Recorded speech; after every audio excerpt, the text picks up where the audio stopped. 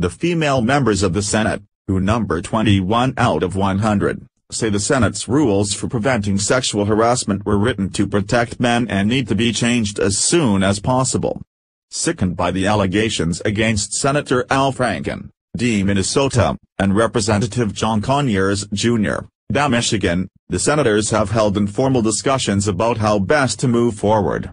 Increasingly, they say the goal should be protecting women in the Senate from future harassment, but that doesn't mean that Franken will avoid an ethics committee investigation or, potentially, a censure vote. But what happens to Franken, or Republican candidate Roy Moore, who is leading the Alabama Senate race, will be left to the ethics panel and could take months to resolve. In the short term, women in the Senate want to take quick action and fire a warning shot at colleagues and senior staff who they feel face little accountability for harassing behavior under the current rules. "We've heard about the procedure that's in place right now, which is ridiculous," said Senator Deb Fischer, of Nebraska. "It needs to be changed and there are a number of us who are visiting about it and getting it done," she said. Senator Amy Klobuchar, Minnesota, the ranking Democrat on the Senate Rules Committee and Franken's home state colleague, is leading a working group made up of members from that panel. She's also reaching out to other female colleagues in the Senate. The chamber unanimously passed a resolution co-sponsored by Klobuchar earlier this month that required all senators and staff to undergo sexual harassment training. But senators say more needs to be done. Senator Kirsten Gillibrand, DNY, a leading advocate for victims of sexual harassment in the military, has introduced legislation that would overhaul the Senate's process for dealing with complaints.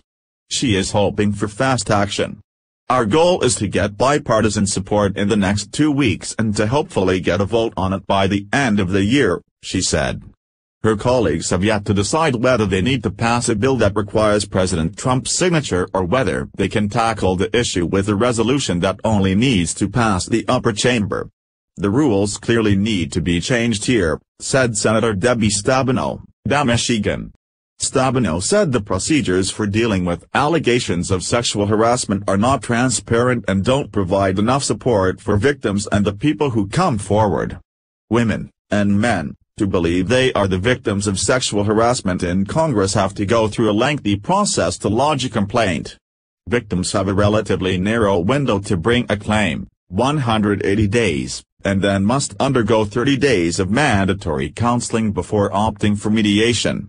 The Chief Employment Counsel would likely represent a lawmaker accused of harassment or an office accused of failing to take appropriate action. A person filing a complaint would choose their own counsel.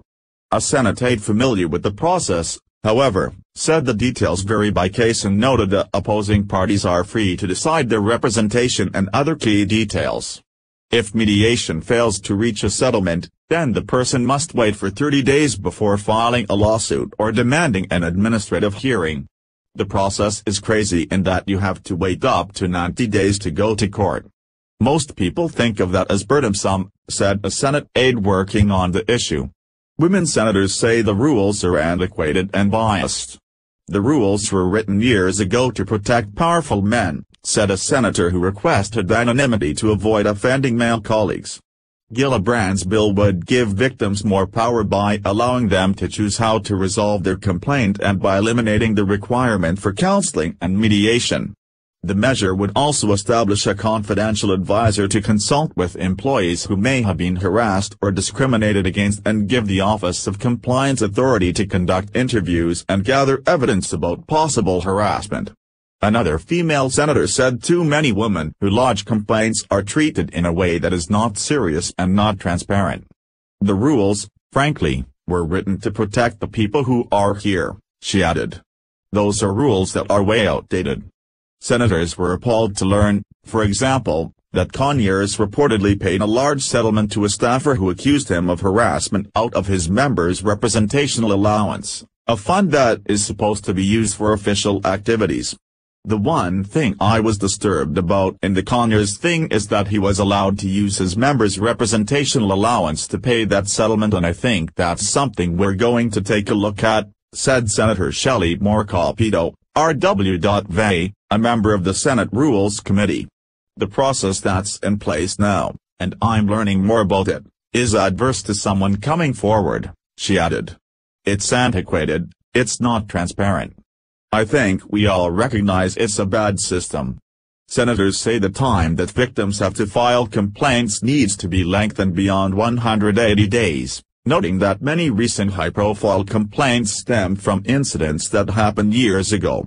For example, Matt Lauer, the longtime co-host of NBC's Today, was fired Wednesday after a colleague accused him of misconduct during coverage of the 2014 Winter Olympics.